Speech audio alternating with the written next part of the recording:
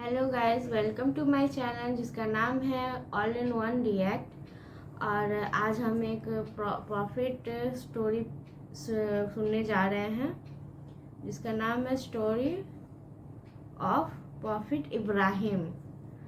और ये वीडियो है रमशा सुल्तान जी की। तो चलिए वीडियो स्टार्ट करते हैं। अस्सलाम वालेकुम, मेरा नाम रमशा सुल्तान है। Welcome to my profit series. आज हम इब्राहीम अलैहिस्सलाम का वाकया सुनेंगे। इब्राहीम अलैहिस्सलाम अल्लाह के बहुत खास नबी थे जिन पर बहुत सारी आजमाइशें आईं। तो चलिए शुरू करते हैं with the real life story of profit Ibrahim अलैहिस्सलाम।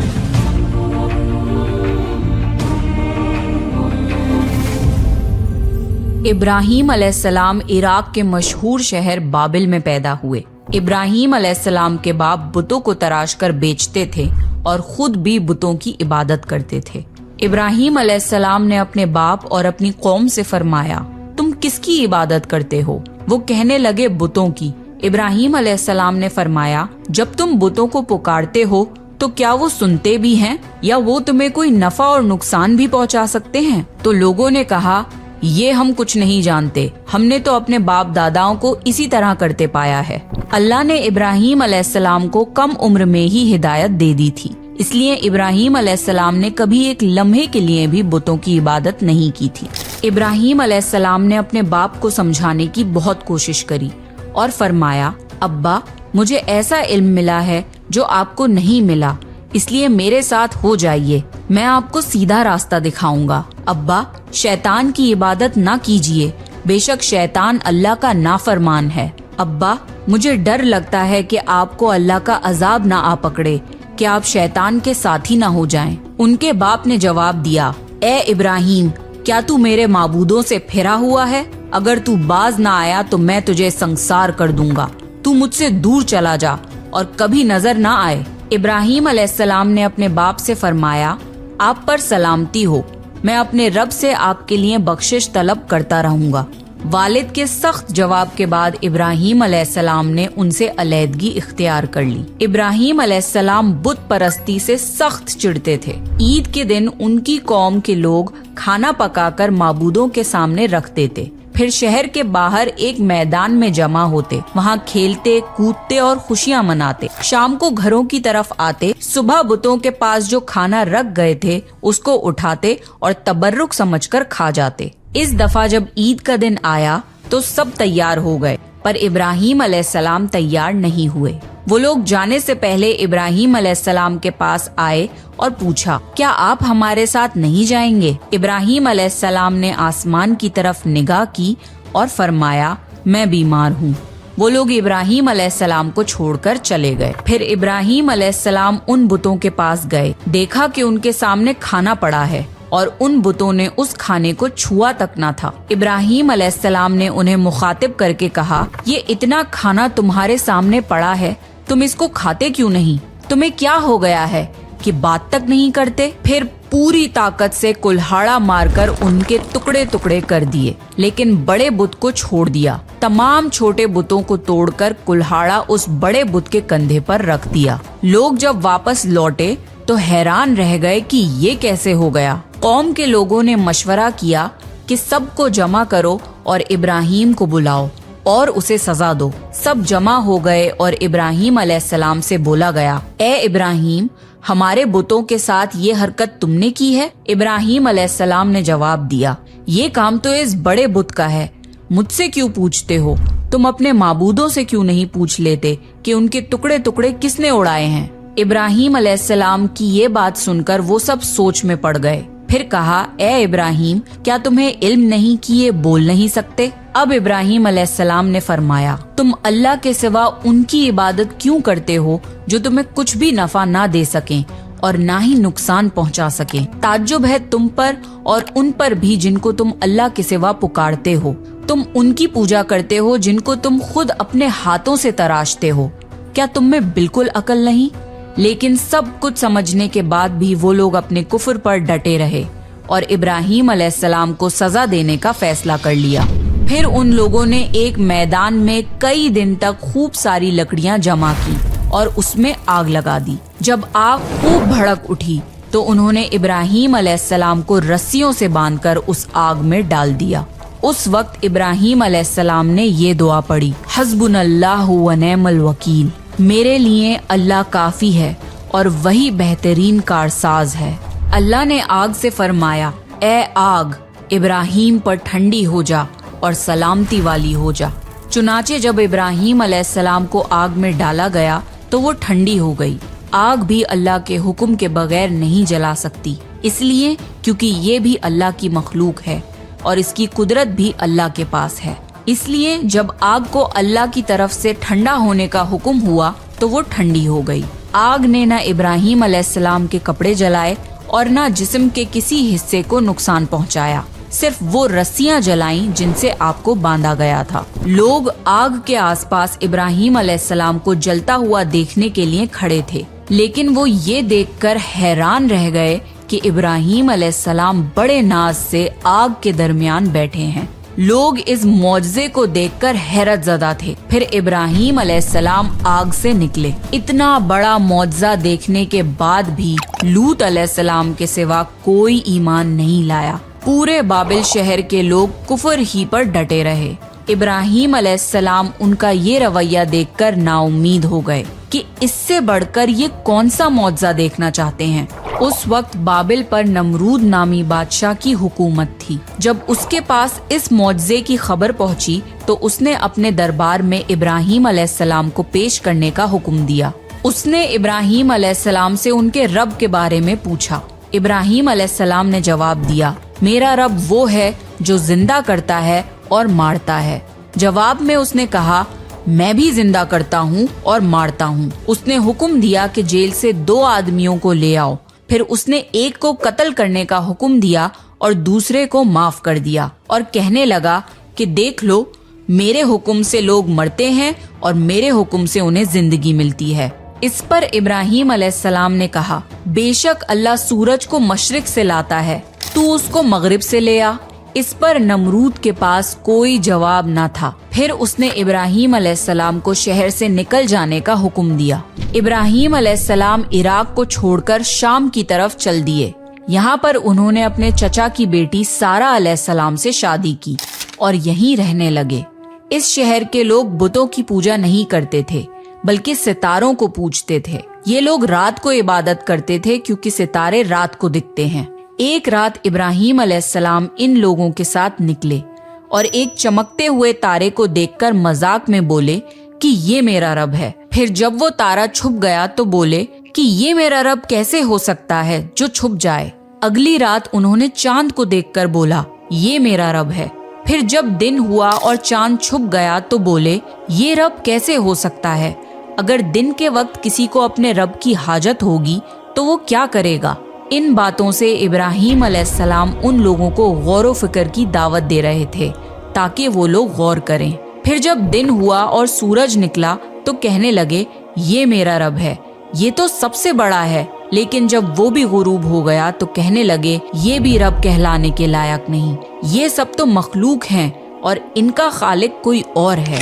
میں تو اس کی عبادت کرتا ہوں جس نے آسمان اور زمین کو پیدا کیا۔ ان لوگوں نے پھر بھی کفر ہی کیا اور کوئی بھی ایمان نہیں لایا۔ چنانچہ ابراہیم علیہ السلام نے پھر ہجرت کرنے کا فیصلہ کیا اور مصر جا پہنچے۔ مصر کے بادشاہ کو خبر ملی کہ ایک شخص ہجرت کر کے آیا ہے اور اس کے ساتھ ایک عورت ہے جو بہت حسین اور جمیل ہے۔ اس بادشاہ نے اپنے لوگوں کو بھیجا کہ اس عورت کو میرے پاس لے آؤ اور پتہ کرنا کہ اس کے ساتھ جو آدمی ہے وہ کون ہے۔ اگر وہ اس کا شوہر ہو تو اسے قتل کر دینا۔ ادھر بادشاہ نے اپنے لوگوں کو بھیجا، ادھر اللہ نے ابراہیم علیہ السلام کو وحی بھیج دی۔ ابراہیم علیہ السلام نے سارہ علیہ السلام سے کہا، اگر وہ تم سے میرے بارے میں پوچھیں تو کہہ دینا تم میری بہن ہو۔ پھر انہوں نے سمجھایا کہ اس روح زمین پہ میرے اور تمہارے سوا کوئی ایمان والا نہیں، اس لحاظ سے تم میری دینی بہن ہو۔ اس ظالم بادشاہ نے سارہ علیہ السلام کو اپنے محل میں بلا لیا۔ جب اس نے سارہ علیہ السلام کے ساتھ بدکاری کرنے کے لیے اپنے ہاتھ آگے بڑھائے تو سارہ علیہ السلام نے اللہ سے دعا کی اور دعا کی برکت سے اس بادشاہ کا ہاتھ جم گیا۔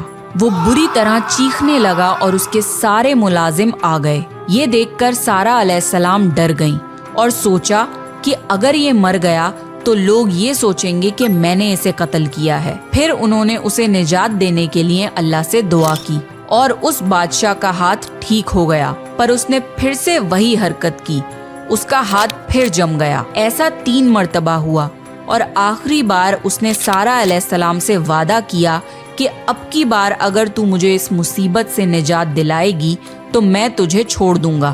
پھر سارہ علیہ السلام نے اللہ سے دعا کی اور وہ ٹھیک ہو گیا۔ پھر اس نے سارہ علیہ السلام کو عزت سے رہا کر دیا اور ان کی خدمت کے لیے اپنی بیٹی ہاجرہ کو ان کے ساتھ کر دیا۔ سارہ علیہ السلام جب واپس آئیں تو ابراہیم علیہ السلام نے فرمایا کہ اب ہم یہاں نہیں رہیں گے بلکہ واپس جائیں گے۔ پھر وہ لوگ واپس فلسطین چلے گئے۔ ابراہیم علیہ السلام کی عمر 86 سال کی ہو گئی، پر ان کی کوئی اولاد نہ تھی۔ تو سارہ علیہ السلام نے سوچا میں بانجھ ہوں اور ابراہیم علیہ السلام کو اولاد کی تمنا ہے، تو کیوں نہ میں ہاجرہ علیہ السلام کا نکاح ابراہیم علیہ السلام سے کرا دوں۔ پھر ابراہیم علیہ السلام اور ہاجرہ علیہ السلام کا نکاح ہو گیا۔ اللہ نے ابراہیم علیہ السلام کی اولاد کی دعا قبول کری اور بیٹے اسماعیل علیہ السلام سے نوازا۔ پھر اللہ کا حکم ہوا کہ اپنی بیوی ہاجرہ علیہ السلام اور بیٹے اسماعیل علیہ السلام کو لے کے مکہ روانہ ہوں۔ اس وقت مکہ ایک بالکل بنجر جگہ تھی۔ یہاں پر ابراہیم علیہ السلام اپنی بیوی بچے کو چھوڑ کر جانے لگے تو ہاجرہ علیہ السلام کو بہت حیرانی ہوئی اور وہ اپنے شوہر سے پوچھنے لگی، اے ابراہیم، ہمیں کہاں چھوڑے جا رہے ہو؟ یہاں نہ پانی ہے، نہ خوراک، نہ کوئی انسان۔ ابراہیم علیہ السلام نے کوئی جواب نہیں دیا اور چلتے رہے۔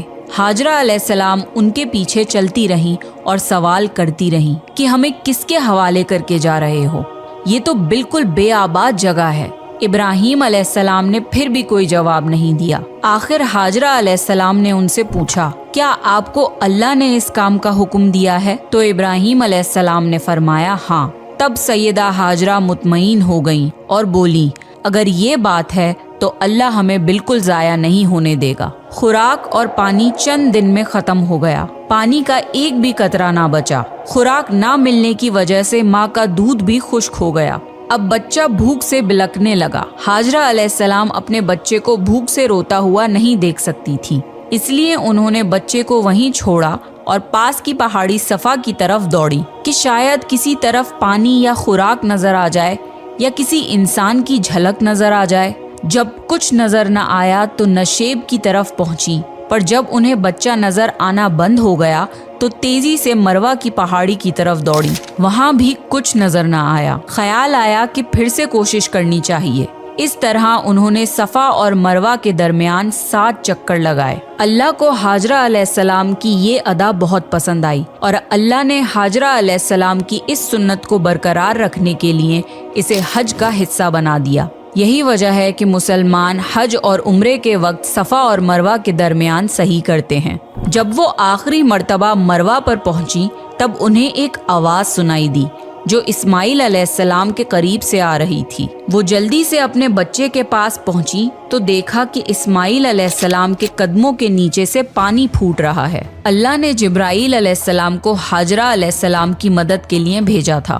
انہوں نے زمزم والی جگہ پہ اپنا پر مارا تو اسماعیل علیہ السلام کے قدموں کے پاس سے زمزم کا عظیم چشمہ جاری ہو گیا۔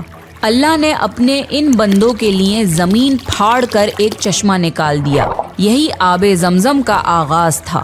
ہاجرہ علیہ السلام پانی کو حیرانی اور خوشی سے دیکھ رہی تھیں۔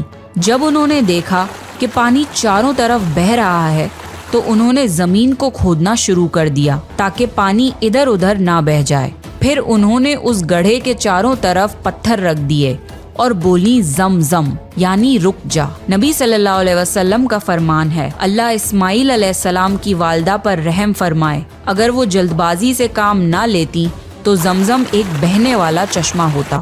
ہاجرہ علیہ السلام نے اسماعیل علیہ السلام کو پانی پلایا اور خود بھی پیا۔ بس یہی آب زمزم ان کے کھانے اور پینے کا کام دیتا تھا۔ کچھ ہی دنوں میں ہجرت کرنے والا ایک قبیلہ پانی کی تلاش میں وہاں پہنچا۔ انہوں نے ہاجرہ علیہ السلام سے وہاں پڑاؤ ڈالنے کی اجازت مانگی۔ ہاجرہ علیہ السلام نے فرمایا، ٹھیک ہے، लेकिन आपको उजरत अदा करनी होगी।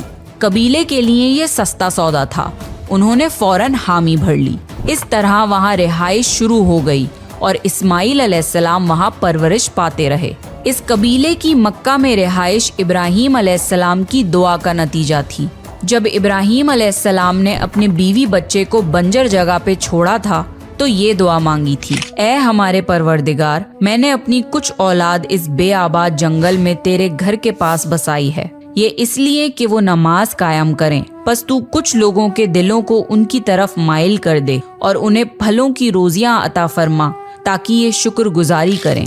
दिन गुजरते रहे और इस्माइल अलैहिस्सलाम मक्का में बड़े होते रहे। इब्राहीम अलैहिस्सलाम हर साल 1-2 बार अपने घराने की देखभाल के लिए चक्कर लगाते थे। जब इस्माइल अलैहिस्सलाम ने होश संभाला तो एक बार फिर आजमाइश का वक्त आ गया। इब्राहीम अलैहिस्सलाम ने ख्वाब में देखा कि वो इस्माइल अलैहिस्सलाम को ज़िबा कर रहे हैं। उनकी नींद खुल गई। इब्राहीम अलैहिस्सलाम जानते थे कि अंबियाओं के ख्वाब अल्लाह की तरफ से वही होते हैं, लिहाजा उन्होंने इस ख्वाब के मुताबिक अमल करने का इरादा कर लिया।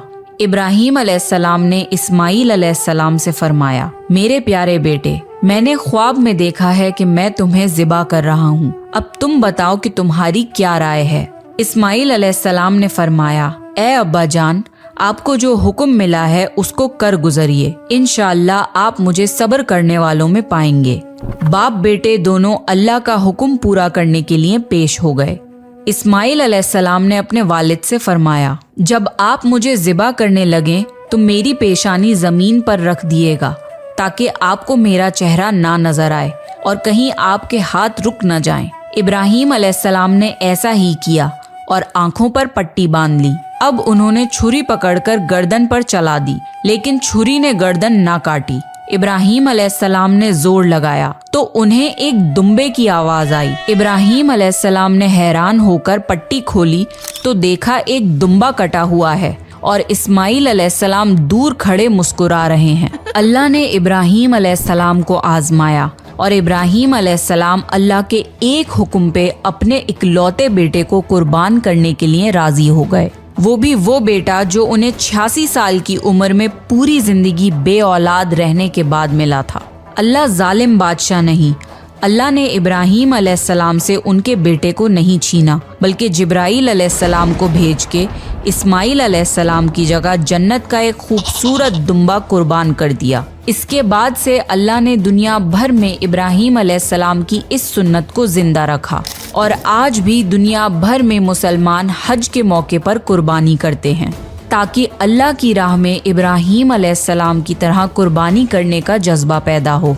एक इकलौते बेटे की कुर्बानी के लिए तैयार हो जाने के सिले में और सारा अलैहिस्सलाम की अजमत और नेकी के बदले अल्लाह ने उन्हें एक और बेटे इसहाक अलैहिस्सलाम की खुशखबरी दी। इब्राहीम अलैहिस्सलाम तब 120 साल के थे और सारा अलैहिस्सलाम 90 साल की थी। दोनों पर बुढ़ापा तारी हो चुका था। अल्लाह ने ये खबर सुनाने के लिए फरिश्ते भेजे। फरिश्तों ने इब्राहीम अलैहिस्सलाम को सलाम किया और बेटे इसहाक अलैहिस्सलाम की खुशखबरी दी।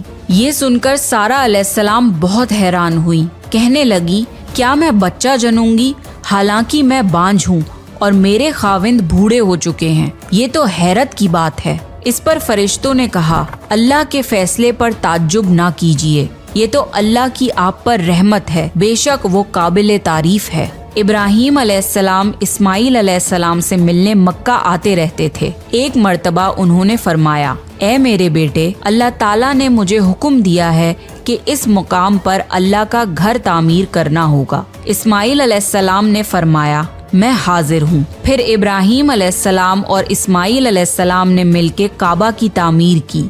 जब वो बैतुल्लाह की बुनियादों को बुलंद कर रहे थे तो दुआ मांग रहे थे कि ए हमारे रब, हमारी मेहनतों को कबूल फरमा, तू दुआ को सुनने वाला जानने वाला है और हमें अपना फरमा बरदार बना। हमारी औलाद में से भी एक फरमा बरदार गिरोह बना और हमें इबादत का तरीका सिखा और हम पर रुजू फरमा, क्योंकि तू ही तौबा कबूल करने वाला और रहम फरमाने वाला है। ए हमारे रब, इन पर इन्हीं लोगों में से एक रसूल भेज जो इन पर तेरी आयत की तिलावत करें और तेरी किताब और हिकमत सिखाएं और इन्हें पाक करें। यकीनन तू गालिब और हिकमत वाला है।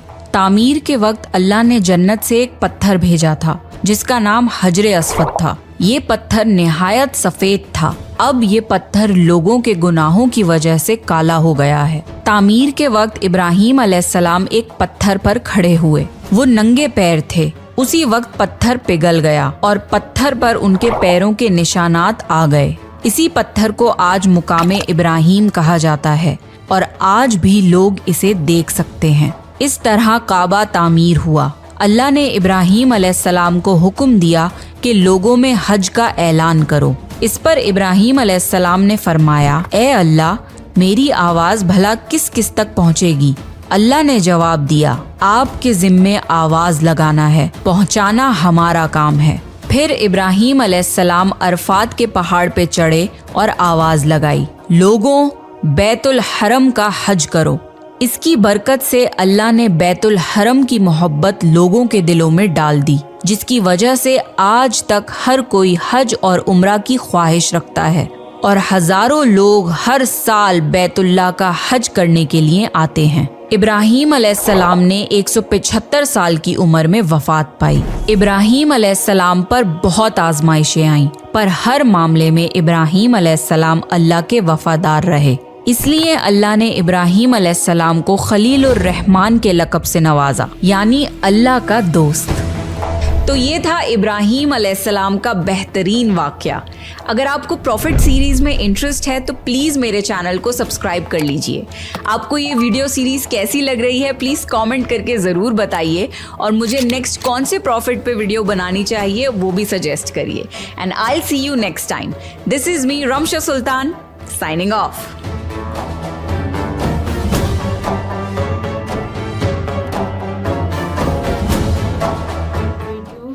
बहुत ही अच्छी स्टोरी थी, मतलब सही कहानी है, मतलब हकीकत है।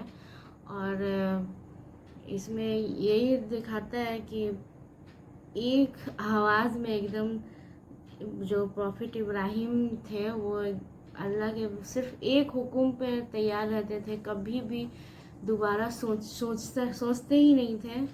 मतलब एक बार मतलब जो हो गया सो हो गया, हाँ उसी पर राज़ी हो गए। ऐसा रहता है, मतलब इंसान का ईमान ऐसा ही होना चाहिए। और बस यही सिखाता है कि मतलब इंसान अगर इस तरह का ऊपर वाले से मोहब्बत रखे तो ऊपर वाला भी उसी तरीके का मोहब्बत ही उस इंसान से दिखाता है। तो ये थी स्टोरी। आप कमेंट में ज़रूर बताइएगा आपको मेरा रिएक्शन कैसा लगा। और मेरे चैनल को, मेरे वीडियो को लाइक करिएगा, चैनल को सब्सक्राइब कीजिएगा। और भी कोई वीडियो आपको चाहिए तो आप कमेंट में बता सकते हैं। तब तक के लिए बाय।